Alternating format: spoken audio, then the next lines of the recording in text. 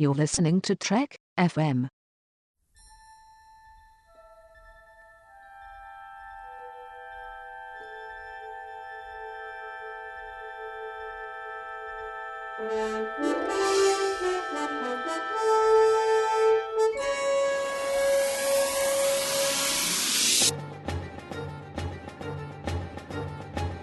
Hello and welcome to From There to Here, Trek FM's 50th anniversary rewatch of Star Trek, in which we look at all 729 episodes from beginning to end. I'm Mike from Stage 9. And I'm newly promoted to Field Commission of Commander Brandon-Shea Mutala, looking fancy in my new threads here. Yeah, I'm impressed. The gray, shoulder pads and the red undershirt look good on you. Thank you. Yeah. We're talking about 2 episodes of Deep Space Nine today, continuing the final chapter with When It Rains and Tacking into the Wind. So let's get started with When It Rains. In this episode, as I'm going to read from the IMDb because they all blend together, Kira gets sent behind Cardassian lines in an effort to train them in resistance fighting. When Dr. Bashir learns of the deadly disease Odo is infected with, he gets met with resistance whilst trying to obtain his medical records from Starfleet. Martok gets blindsided by Gowron when he arrives on DS9 announcing he has assumed command of the Klingon fleet. Oh boy, it's a lot of stuff going on. Was that from Memory Alpha? No, it's from the IMDb. Oh, I'm like, that's way better than Memory Alpha normally is. Yeah, movie guy. I tend to gravitate towards the IMDb. So what do you think about When It Rains?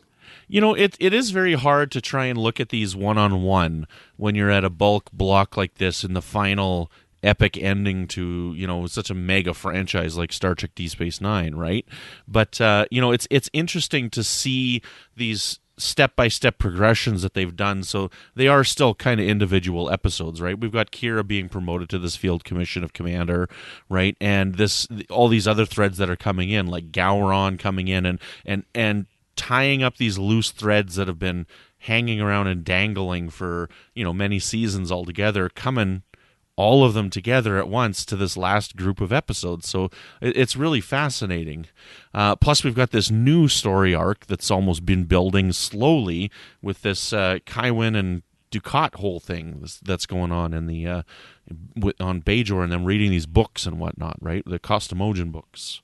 Yeah, this episode I think is pretty good. I think it does a pretty good job of advancing the story. It's almost like we're entering like the second phase or something like that of this this 10-parter or 9-parter or whatever, because like the early episodes were very heavy in terms of like the Worf Dax stuff, and now it feels like we've sort of like turned the page, and now we're getting into the Kira stuff now that Cardassia is where it's at in terms of the overall story, and DeMar is where he's at in terms of the overall story.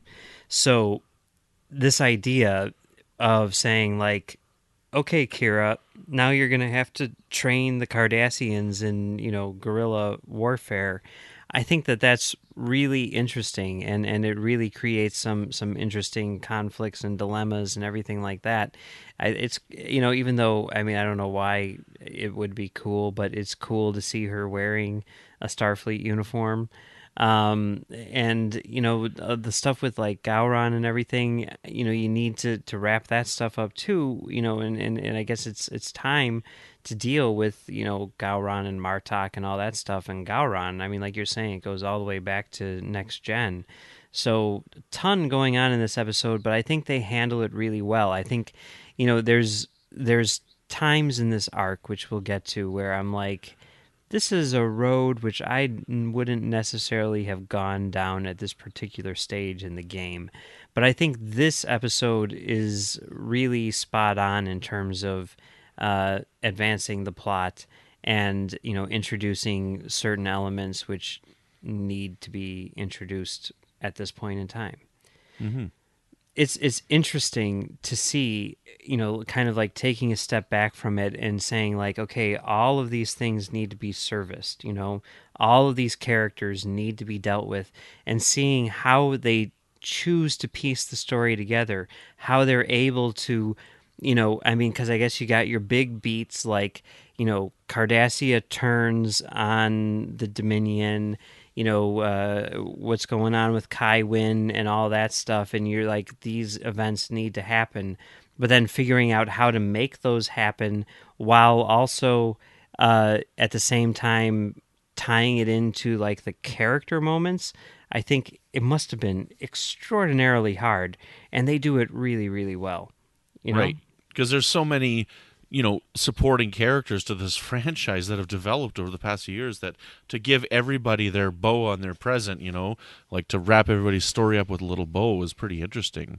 So, but going back to something you said there, I think part of the reason why, subconsciously, why it's so great to see Kira in the Starfleet uniform is, like going back to Emissary, Sisko's mission is to bring Bajor into the Federation, and that's the first step. Like, they were almost there back in Rapture, right? But this is the first step. We see a Bajoran on the station wearing a Starfleet uniform. Yeah, she ends up going off to Cardassia and whatnot, but this shows that they're approaching that mission goal.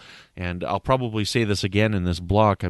Deep Space Nine is the show that I wish would have had one more season, because the original premise of the show never got finished. Sisko's supposed to be bringing Bajor into the Federation, and they never ended up doing that in the TV show. I would have loved to have seen one more season where that was the finale of the whole show on top of this. I love how it ended, right? But I just would love to have seen that a little bit more. Yeah, that would have been interesting. I don't know. I don't know. Yeah, I really like how it ends, though, I have to say. I don't know. Yeah. So should we move on to our second episode for today? Sure. Tacking into the wind. Odo is affected by the disease threatening to eliminate his race more than he lets on, while Kira has to deal with the Cardassians' dislike of her. Even though General Martok sees Chancellor Gowron's move as part of a political vendetta, he does nothing about it. Worf suspects Gowron's military strategies are meant to humiliate Martok's command abilities without thought of the consequences for the Klingons as a whole. Meanwhile, O'Brien suggests to Bashir he announced he's found a cure for the changeling's disease to lure someone from Section 31 to DS9. So what did you think about tacking into the wind? I think that Odo's getting very sick very quick here. Yeah. But yeah, it's awesome. One of my favorite parts about this episode is watching the conflict between Kira and Rusat, that Cardassian. It's just to know that she's there to help them, and she's meeting all this resistance to all the information that she's providing them. I just thought it is a really neat story to watch, because she was a Bajoran terrorist against them, and now she's teaching them to do what she did to help fight the Cardassians and end the occupation. So, there's a lot of hostility there, and I think it works really well, and I think it's an interesting aspect of this episode. Yeah, that was really interesting, and I think really well done. And there's like a moment too, though. The stuff I think with DeMar and Kira is stronger, maybe because there's the history there, and because it's not as clean in a sense. It's such a complex character in terms of Kira and her relationship with the Cardassians, and the politics of it all are so complex, because it goes back further than the series itself does. And there's that scene where DeMar finds out that his family has been killed, and he's like, obviously this is probably the low point in his life, right? He just found out his wife and kids are dead, and there's that line where he says, like, who does that? Who kills, women and children? And Kira's like, yeah, who does that? That's crazy. What type of person would do that? Yeah. And it's like, ooh, because there's, on one side, you're like, wow, Kira, way to stick it to him, because obviously, he doesn't see the irony here, and this was your life, this is your life, because he specifically, killed, he killed Zial and everything, and there's no reason why she should like him or be at all civil to him. It's not even like, oh, that guy's kind of a jerk. It's like, no, this guy is a murderer, who's, also essentially a space Nazi. And it's like, we're not, he's not a nice guy, even though we're on the same side and he's, whatever, and he's had a change of heart and he sees the error in his ways now that he sees what's happening to his people. He's by no means a nice guy. And Kira shouldn't let up just because, she feels bad for him or something. But at the same time, I mean, talk about kicking someone when they're down, and but it's like it's fine, and and they deal with that. She's like, I probably shouldn't have said that, and Garrick's like, nah, it was more effective to say it to him now than later or whatever. He's Right. going to listen to you, and you see that he does listen to her. But yeah, I mean, those types of scenes I think are really good. I mean, the character of Kira is really, really interesting because it's not at all clean in terms of good and evil, black and white. I mean, she was a terrorist, but it's way, way, way more complex than that, and everything in this show is. Yeah, you got it.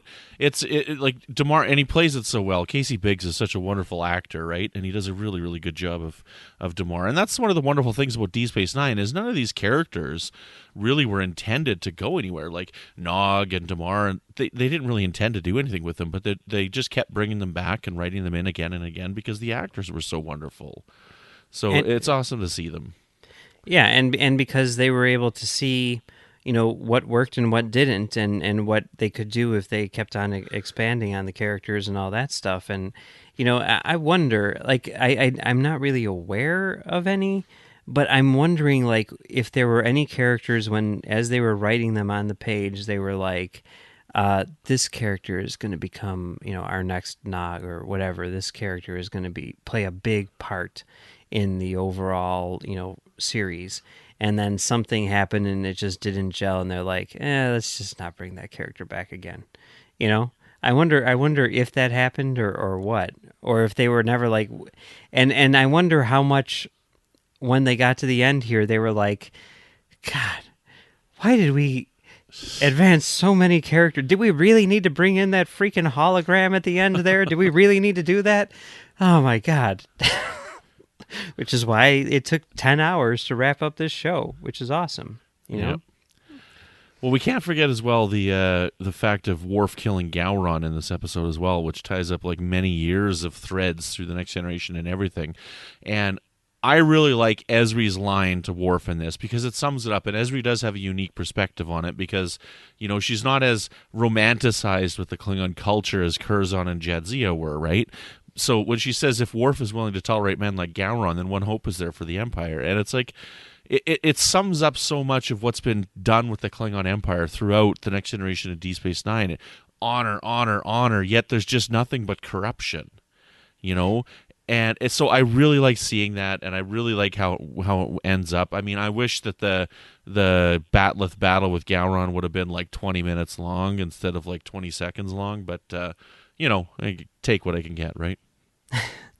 Yeah, I'm okay with some of those quick fights. Like some of the Worf's best moments are when he's just like, "Oh, you dead." Just like like when he kills Weyoun. There's just something about that. Like the timing is just perfect. Things like that. I kind of love. Quick strike Worf, Yeah, breaking Weyoun's neck was funny. Like that's a good timing aspect. But this, it would have been fun to see like a real long Klingon battle. But I guess I don't think it's ever fun to see a real long Klingon battle. But that's just me, But yeah, you're right. Like when I was watching that episode, that line that Ezri had, it really struck a chord, and I'm like, wow. This is pretty heavy stuff, and it really gives you a lot of food for thought, Yeah. You got it.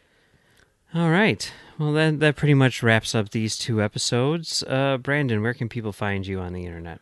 Well, you can find me here on the network with new episodes of Melodic Treks, which is all about the music of Star Trek, as well as I've been on several recent episodes of Warp 5, which is our Enterprise podcast here on the network. It's been a lot of fun joining in on that with Floyd and talking about the first Star Trek series, right, Mike?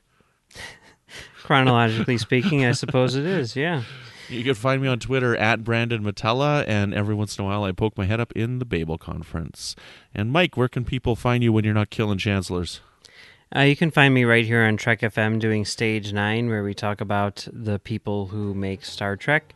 And you can also find me on the Nerd Party Network, where I do a show called Great Shot Kid, where we talk about the people who make Star Wars. Hey, isn't that unique? And you can also find me on Twitter at Mumbles3K. So that's it for today, but we will be back tomorrow with 2 more episodes from this arc, Extreme Measures and the Dogs of War.